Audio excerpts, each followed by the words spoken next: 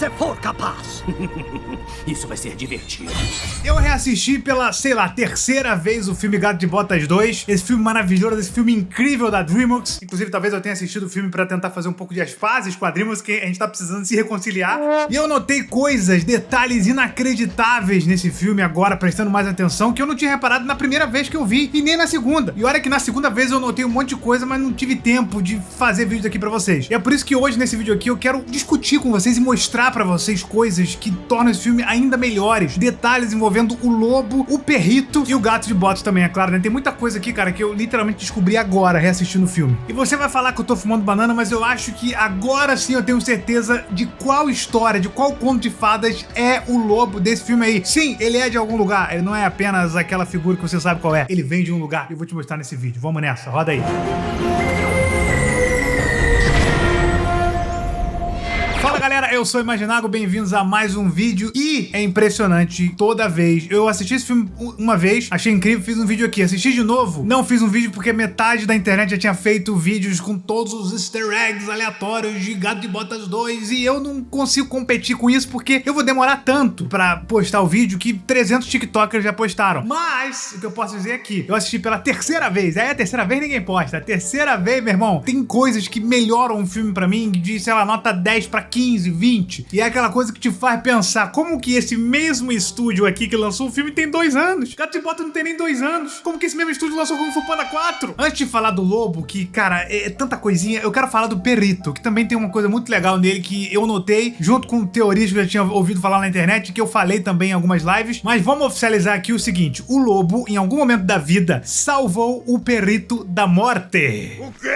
É claro que é uma teoria, não é confirmado, mas por que isso é crucial pro entendimento que a gente tem do lobo, que não é um personagem? É óbvio, ele é um antagonista, não é errado você chamar ele de vilão, porque ele está numa posição de vilão, mas ele não é necessariamente uma pessoa ruim. Talvez ele tenha um caráter duvidoso, mas ele não tem intenções tão malignas quanto a gente pensava que ele teria. Por exemplo, tem um determinado momento da história em que o perito, ele tá contando a história de vida dele, como se não fosse nada, né? Super engraçada na cabeça dele, de que os irmãos tentavam simplesmente matar ele com frequência, cara. Eles tentaram jogar ele num lago, dentro de uma meia com uma pedra pra ele afundar. Aí um dia, eles foram bem criativos e me colocaram numa meia com uma pedra. Depois, jogaram no rio. Só que ele fala que, mas eu consegui escapar de lá e tal, e deu tudo certo. Ele não percebe que ele, né, que os irmãos tentavam matar ele. Mufasa também não percebia isso. Faz parte. O legal disso tudo é que a teoria diz que o lobo, percebendo que aquele não era o momento da morte do perito, foi lá e salvou a vida do perito, né? Tirou ele de lá e o perito, né, como tava praticamente se afogando, não percebeu que ele teve uma ajuda externa e obviamente eles não se viram, o lobo só foi lá, tirou ele, botou ele de volta e ele não deixa bem claro se ele era filhote ou não, então talvez seja por isso que ele talvez não teve contato com o lobo ou não se lembre. Existe um fato aqui que é o seguinte, é falado isso pelo médico do Gato de Botas e pelo próprio lobo, né? Ele dá a entender que ele meio que está sempre perto quando alguém precisa morrer. Mas não necessariamente quer dizer que ele vai matar a pessoa. Na verdade, a maioria das vezes ele não faz isso. A função do lobo, na minha interpretação do filme, é: eu vou garantir que as pessoas morram na hora que elas têm que morrer, mas aí entra o detalhe de que talvez ele esteja nos lugares em que as pessoas não deveriam morrer, mas que ele pode evitar.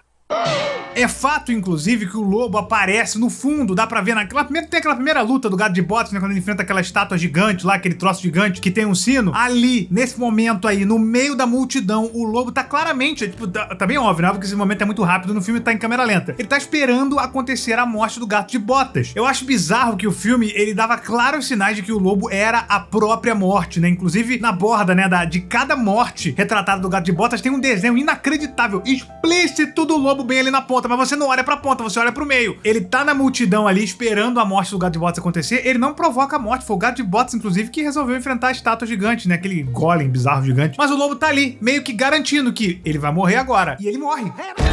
O Gato de Botas morre, né? O filme começa assim, ele morre e a vida segue. E aí é a última vida e tal, aí agora ele vai tentar dar valor pra última vida e aquilo tudo mais. E aí que a gente entra nesses detalhes, né? Porque, primeiro que, né, obviamente agora que você sabe que o lobo é a morte, isso não é um plot twist pra você, mas pra mim foi um plot twist, né? E quando eu falo, foi um plot twist, eu falo, pô, mas não, tu é burro? Pô, claramente era a morte.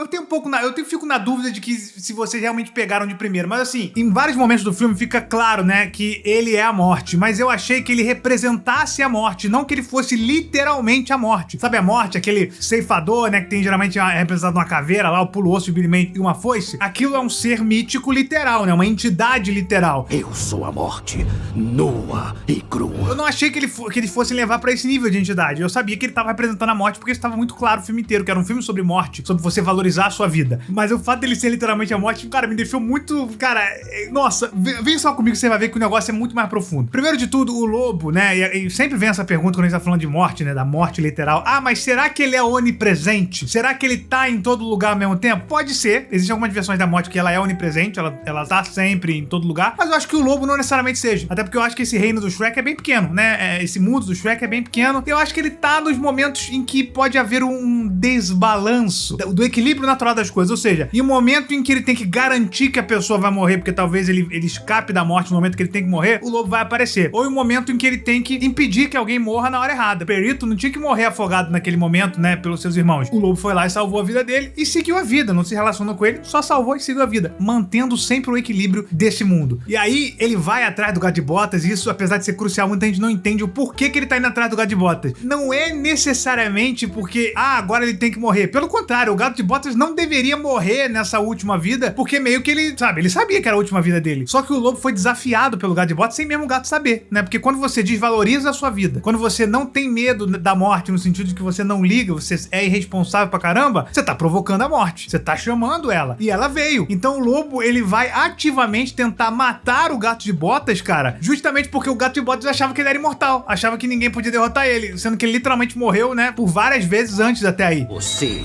não deu valor a nenhuma delas, então por que não fazer a nós dois um favor e acabar com essa última agora? Isso atrapalha!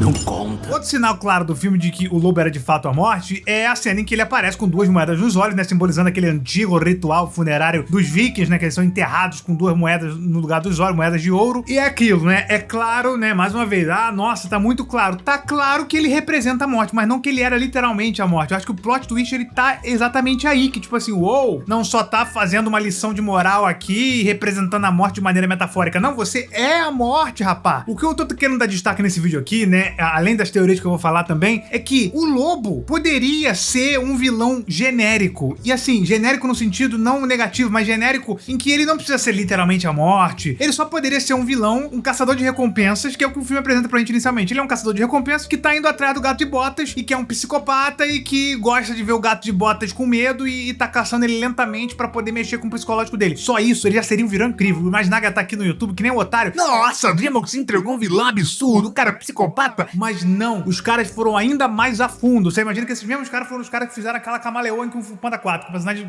sem camada nenhuma. Os caras foram a fundo ao ponto de que ele não só era literalmente a morte, como ele não necessariamente, ele não era um psicopata. Ele tava se vingando, ele tava reagindo a uma ação do Gato de Botas. E mais, diversos detalhes pequenininhos, coisas pequenininhas, referências, mostrando que ele é a morte e o que ela representa na vida deles, tanto no momento que ele tem ansiedade, tanto em perigos, que ele tá com medo de morrer de fato. Você acha que, apesar de que isso não faz muito sentido, mas você acha que num filme da DreamWorks o personagem pode morrer, porque ele sangrou em algum momento, e sangue quer dizer, uou, o último filme que teve sangue na DreamWorks foi lá em Príncipe do Egito, não foi? Então, apesar de que, óbvio que eles não vão matar o Gato de Botas, mas você tem a sensação, por causa da genialidade do roteiro, que ele pode morrer a qualquer momento, você sente o perigo. Isso é coisa de cinema, coisa de roteiro gênio. Na hora que o Gato de Botas tá no bar, cara, ele diz que literalmente ele fala, eu rio na cara da morte, da cara da muerte. Ele tá literalmente fazendo isso, pô. Quando você vê de novo, você fala, caraca, o cara está rindo na cara da morte, ele está falando isso, mano.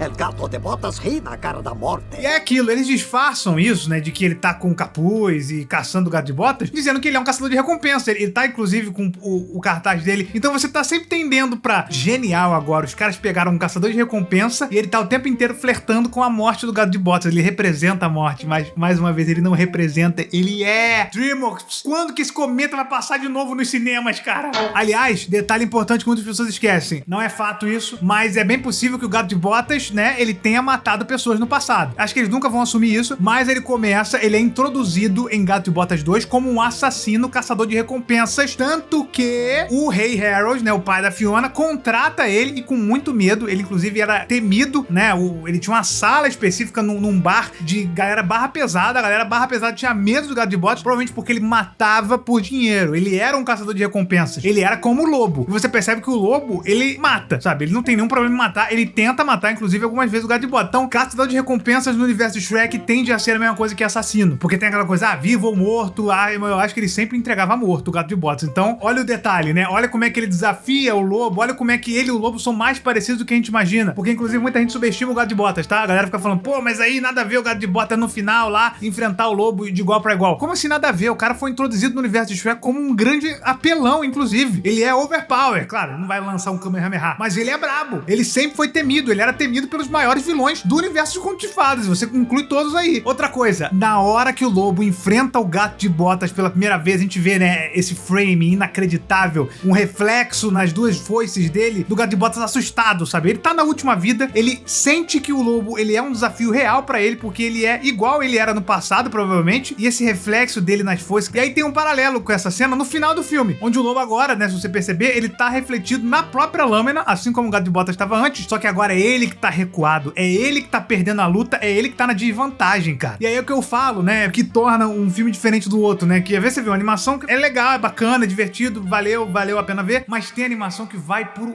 além. Precisava mostrar esse reflexo na foice. Você não ia gostar do filme mesmo assim, você não ia achar o filme muito legal, mas são esses mini detalhes que talvez você pense, pô, eu nem reparei isso quando eu vi pela primeira vez, e talvez você nem tenha assistido duas vezes, né, só viu uma como pessoas normais, mas psicologicamente falando, sem fonte científica nenhuma, eu acho que vai engrandecendo a obra pra você, esses detalhes, o seu cérebro, ele consegue captar. Você talvez não consegue primeiro, mas o seu cérebro, ele capta isso, ele capta subtextos, submensagens que estão ali e que acrescentam demais pro filme. Então você sente muito mais a presença do lobo, você sente muito mais o personagem dele por causa desses detalhes que estão o tempo inteiro ali meio que piscando, tipo o Jequiti da SBT. Então eu acho que não precisava, mas só mostra que os caras queriam fazer cinema e queriam fazer uma animação nível espetacular. Então nessa última vez que eu vi, eu senti, né, obviamente eu peguei diversas referências, mas eu senti esse detalhe, eu senti esse antagonismo, não sei se você vai concordar comigo, essa dualidade entre o Gato de Botas se enxergar o passado de caçador de recompensas assassino dele no lobo.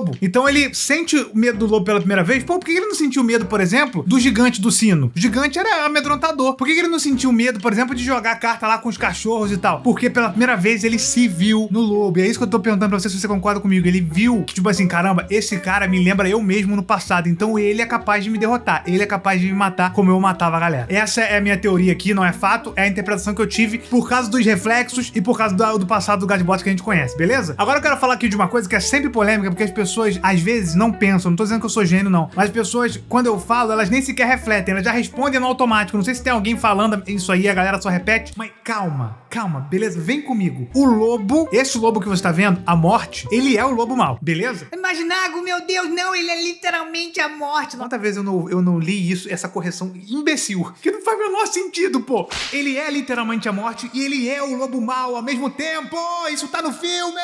Isso não só tá no filme, como isso está na sinopse oficial do filme, está na descrição do trailer, tá na descrição do site oficial da DreamWorks. O nome dele, os bonecos The Big Bad Wolf. Essa é a tradução pra lobo mau que a gente conhece. Quem é o lobo mau? O lobo mau é aquele lobo que aparece em diversas histórias, né, de fábulas, de contos de fadas. Ele é o lobo mau que aparece em Chapeuzinho Vermelho, é o lobo mau do Lobo e os Sete Cabritinhos, é o lobo mau do Menino e o Lobo, é o lobo mau dos Três Porquinhos. Enfim, sempre, né, sempre não, mas quase sempre existe um lobo mau nas fábulas, né? Quase sempre é forte, mas existem vários lobos maus nas fábulas. A questão é que nas fábulas, até por serem de autores diferentes, o lobo não era necessariamente o mesmo personagem, mas a gente sempre via como o mesmo personagem. Sempre que você pensa no lobo mau, você sempre pensa ele do mesmo jeito. Inclusive eu pensava sempre naquela versão dos Três Porquinhos da Disney, que era ele de Chapeuzinho Verde, porque eu achava ele bizarramente parecido com um Pateta, só que um Pateta evil, sabe? Eu achava isso meio creepy quando eu era pequeno, mas enfim. A questão é que ele é o lobo mau, e aí esse que é vocês estão cortando a genialidade da parada se vocês não considerarem o que é fato, que ele é o lobo mau, porque no universo da DreamWorks, o lobo mau, essa figura figura que é iconicamente o grande atrapalhador de histórias é a morte. Putz, isso é coisa de gênio, caramba. E a DreamWorks,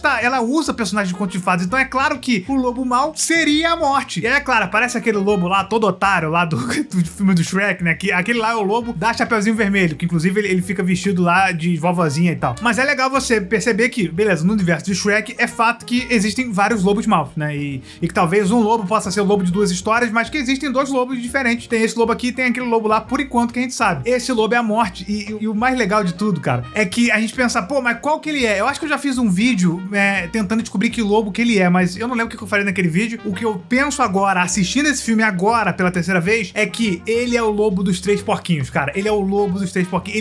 Ele é, porque tem tudo a ver com a personalidade desse lobo aqui que eu tô falando. Você imagina que sobre o que é Gato de Botas 2, né? O lobo fala, ó, você tá subestimando a morte. Se você não der valor pra sua vida, se você começar a rir da cara da morte, ele vai chegar até você e ele vai te caçar. Essa é a personalidade dele. Se ele tá seguindo ou não a regra, essa é a personalidade dele. O que é os três porquinhos, mano? O que é a história dessa fábula? O que é isso? Literalmente, dois porquinhos, né? São três, mas os dois porquinhos que se lascam lá são os dois porquinhos que não valorizam a vida, porque eles são preguiçosos. Tem personalidade até bem parecida com o Gato de Botas. O doidão lá da palha, é o primeiro irmãozinho, o primeiro porquinho, ele faz uma casa de palha, porque ele fala, mano, não vai ter perigo nenhum, o lobo não vai ver, ele não vai conseguir derrubar essa casa, eu vou fazer de palha mesmo e vou ficar fazendo bobice. Aí ele faz uma casa de palha, e isso, mano, eu fico pensando agora nesse lobo de Gato de Botas 2, o quanto que ele tiltou. Ele falou, ah é? Vai fazer casa de palha, rapá? Tá desafiando a morte? E ele foi pra cima do morro de palha, assoprou, derrubou, foi pro de madeira também, que fez uma casa de madeira, achando que o lobo, pô, não tem duas foices, o cara lá foi lá, zaralhou a casa dos dois, e eles foram pra casa dos de tijolos, e aí sim, né, eles valorizaram ali a irmandade deles, e o lobo, esse lobo de Gato de Botas 2, já não viu mais graça em perseguir eles, porque eles agora são fortes juntos, eles valorizam a união deles pra se proteger, então se eles querem se proteger, é porque eles valorizam a vida, ele não tem mais graça. E qual é a prova disso? Em Gato de Botas 2 ele faz a mesma coisa com o Gato de Botas. Ele não deixa de caçar o Gato de Botas necessariamente porque ele perderia a luta ou porque ele morreria, mas porque já não tem mais graça pra ele a partir do momento que o Gato de Botas valoriza a sua vida. Então eu sei que ele fala, pô, eu adoro o cheiro de medo, mas eu acho que ele tava falando tudo isso mais pra botar medo no Gato de Botas no começo do filme, porque o que ele gosta mesmo, o que satisfaz ele é quando as pessoas valorizam a vida. Cara, eu tô chegando esse personagem de outra forma agora, eu tô arrepiado aqui, cara, é incrível. Igual esse meu moletom aqui que eu estou usando, inclusive, curiosamente, que está disponível em imaginável.com.br, um dos merchants mais rápidos da história. Enfim, gente, já falei muita coisa aqui, cara, eu precisei fazer, eu sei que eu tô atrasado, meu Deus, mas já era pra ter feito esse vídeo há 10 anos atrás. Sim, mas cara, eu fui ver esse vídeo pela terceira vez agora, esse filme, e eu resolvi fazer o vídeo. Então comenta aí o que você acha, se você pode acrescentar alguma coisa, ou se você concorda ou discorda comigo. Cara, eu adoro essa DreamWorks que faz filme que você fica discutindo. Eu não vou falar de DreamWorks, eu vou falar de Gato de Botas 2, tá bom? Até o próximo vídeo, se inscreve no canal aqui porque vai ter muita coisa legal vindo aí desse nível aqui. Valeu!